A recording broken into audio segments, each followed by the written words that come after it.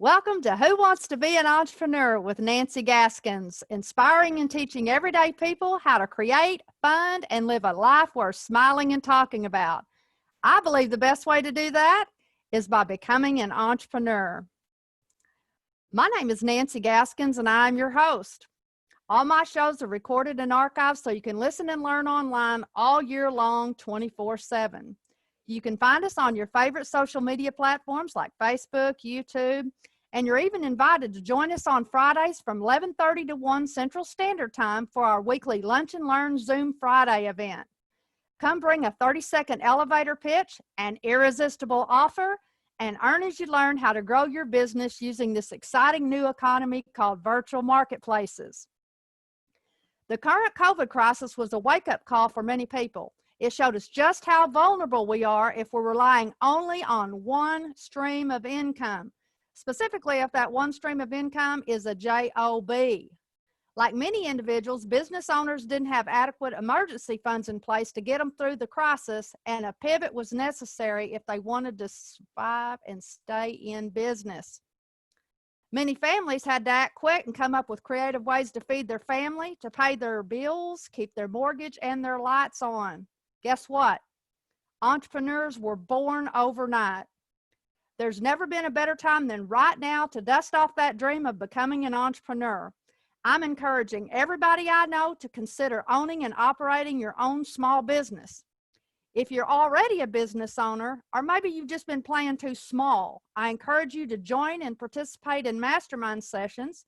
Start thinking a little bit more outside the box than in to discover creative ways that you can grow your business over the next 12 months.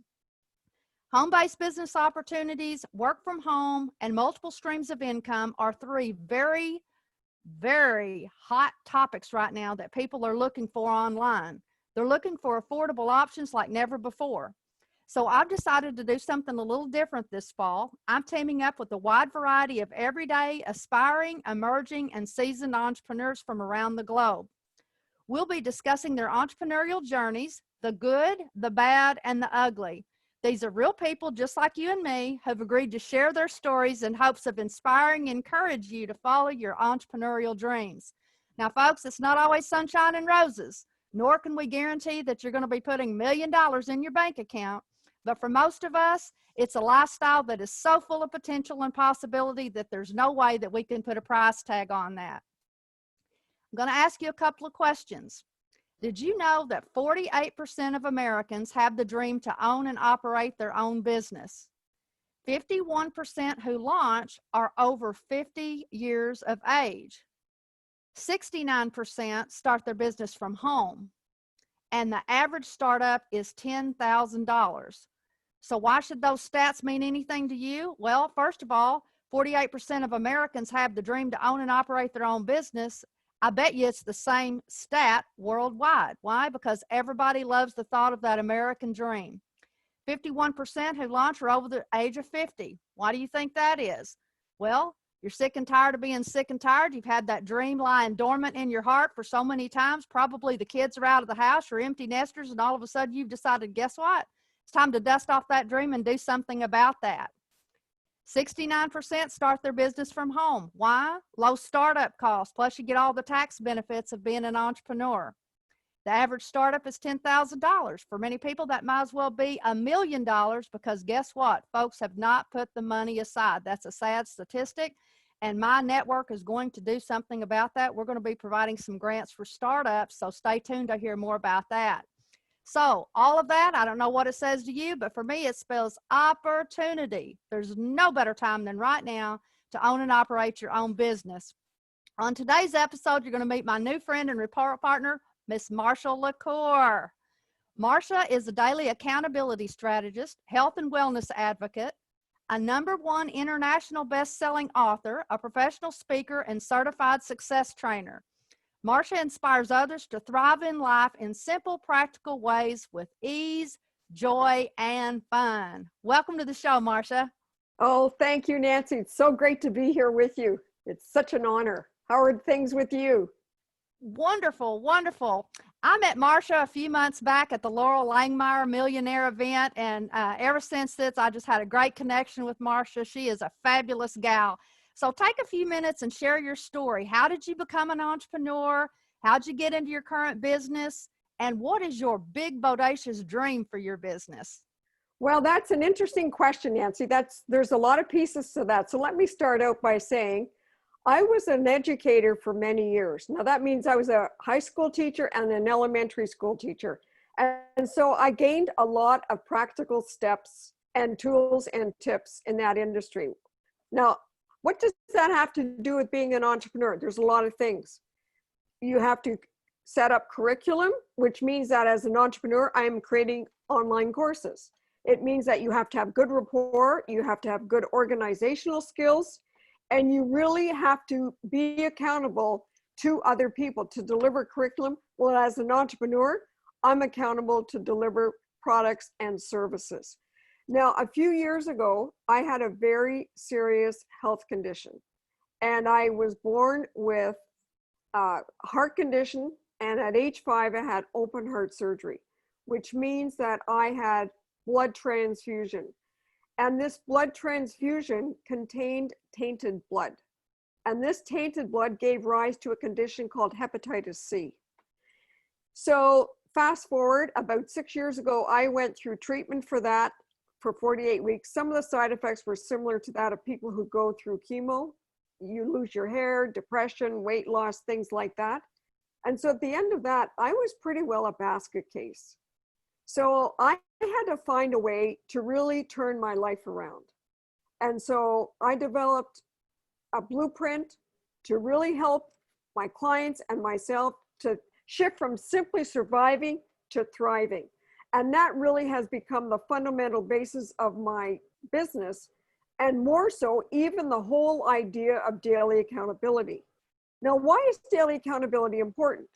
Now, when I was a teacher, a student didn't come to school just on Monday. They came every day of the week. So when a student comes to the same class every day, that is daily accountability. When they come Monday, then they come Tuesday, then they get the review and the buildup of the lesson built on Tuesday, Wednesday, Thursday, Friday. If they only come Monday, mind you, I had a student that would only come once or twice a week. And when she would come the next week, let's say 7 days later, she'd come to class and she'd say, Miss LeCour, I'm so lost. Can you stop the class and tell me what I missed? No, I'll tell you at lunchtime or after school. Oh, I can't come, I have to meet my boyfriend, or Dish didn't show up. So this is where this idea of daily accountability came. And so the whole idea of daily accountability, when you want to start something new, so let's say you're carrying an extra 20 pounds. You're going to be learning new skills and tools and a new mindset. And so that is something that you have to build step by step, day by day, slowly, methodically, with commitment and consistency. Now you hear about weekly accountability, but daily accountability holds you accountable every day. And so when you have somebody who wants to give you feedback, wants to inspire you, wants to guide you, wants to walk beside you every step of that way, then you're getting that daily feedback. And so it's front of mind.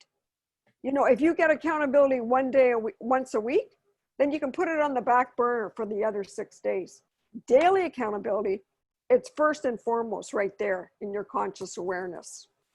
So that sort of gives you an overview of really why I wanted to get into health and wellness and daily accountability. Now I do daily accountability with a lot of people around health and wellness, and I'm also doing it now in other areas of life. You know, if for example, if an entrepreneur has a product that they want to launch and they want to move 5 of those every day, but they get distracted, then I will help them with that by holding them accountable to help them move 5 of that product or service out to the market. So let's get down to the nitty gritty a little bit then, talking about your business. what exactly is it that you're doing? Who do you help? Like, who's your target market? Tell us about some of the products and services that you offer. Well, I offer daily accountability to people, especially entrepreneurs. That's my focus. Those are the people that I love to help.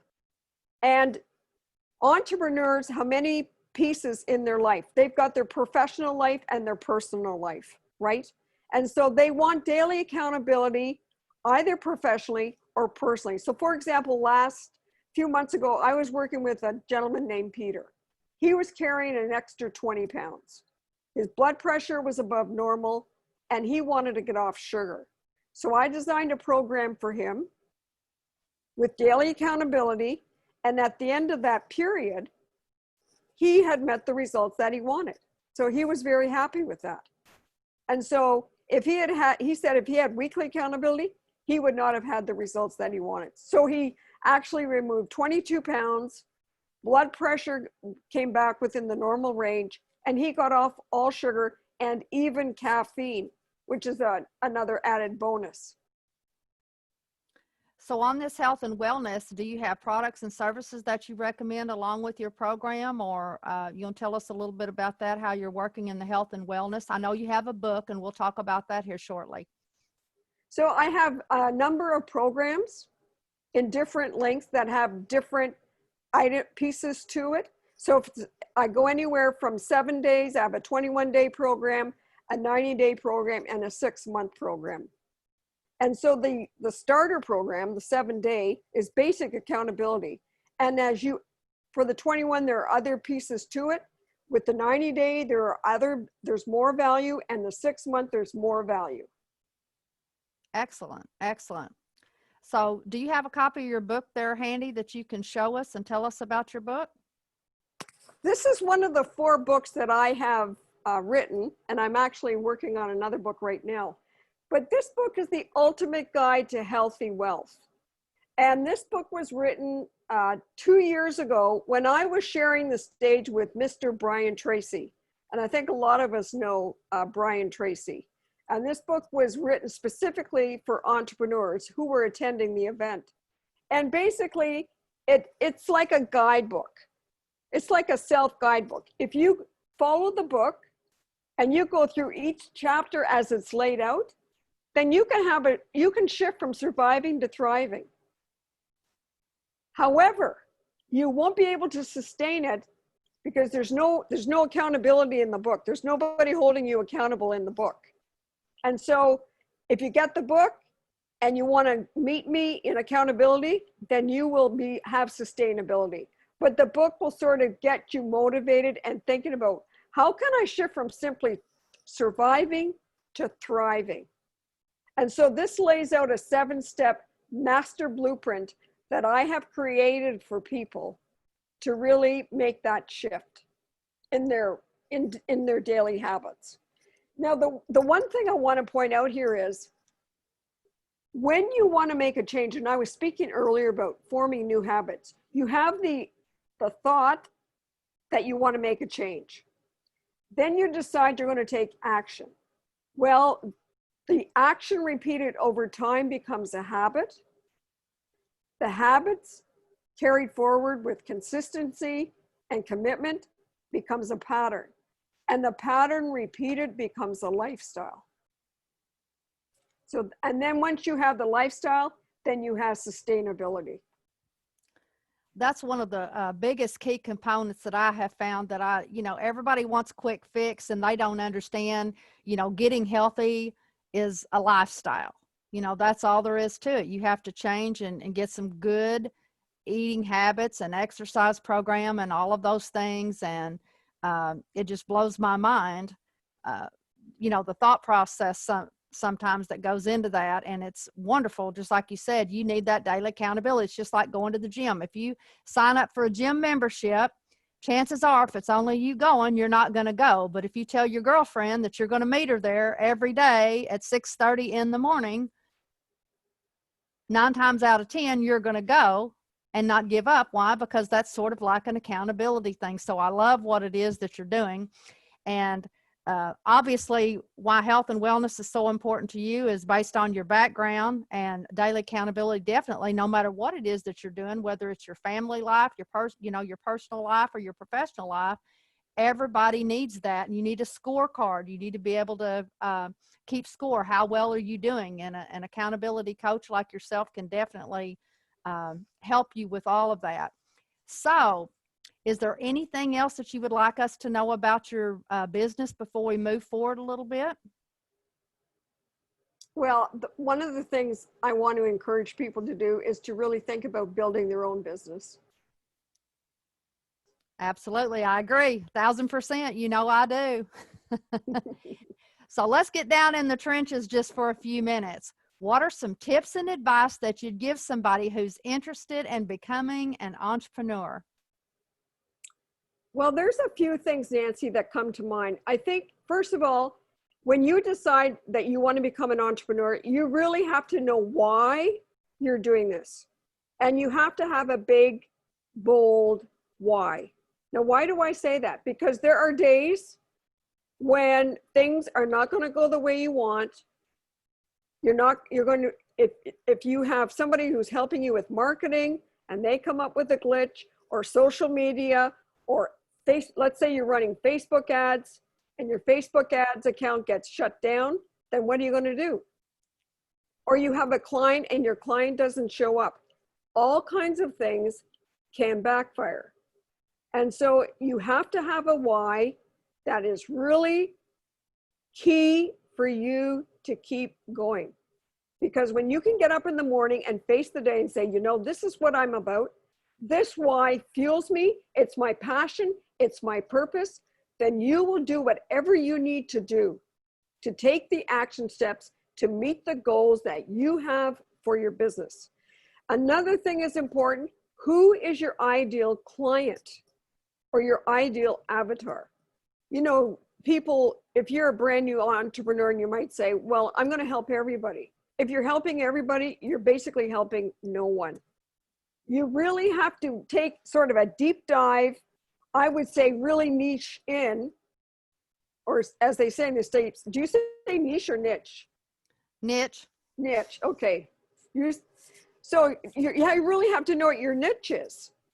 And so when you know that, then you know where your focus is, you know where to target.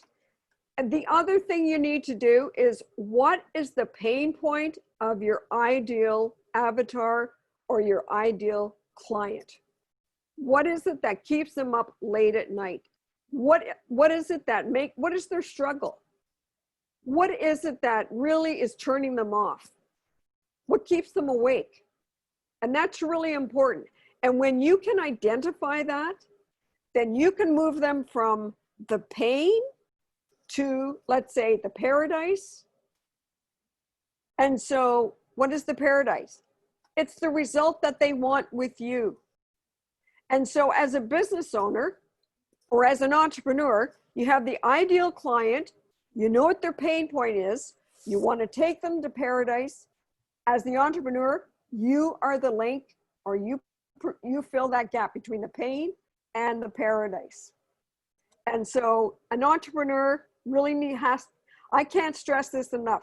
When you know what your ideal client is and their pain point, then you can know what the client journey is. What are the steps that you're going to take them from in terms of the pain to move them across to meeting paradise? And I think that's really what being an entrepreneur is really all about. I agree with you. And one of the things is people think they have all these great ideas and they've not thought about their client and their customer. They just have this great idea. They go out there and launch a business and they can't understand why they fail, simply because they did not understand, that's a huge key Yes. component. And the other thing, if let's say you want to be an entrepreneur and you have an idea, or you think, okay, I want to launch this. Do your market research. Simply put a poll together and ask your target market.